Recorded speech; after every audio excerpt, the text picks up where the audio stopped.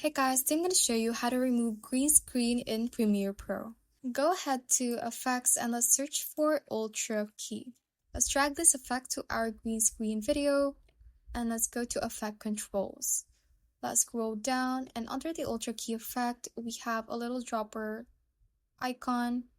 Let's click on it and we're going to click on any green area on our preview screen. After that, it should make the background black, which means that the background is now transparent for that video.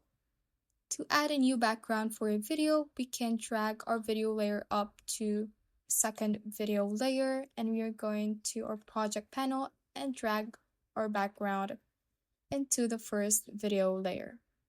You can then adjust the duration as you like, and that is how you can basically remove green screen in Premiere Pro. Thanks for watching, and if you found this useful, hit that like button and subscribe for more videos like this.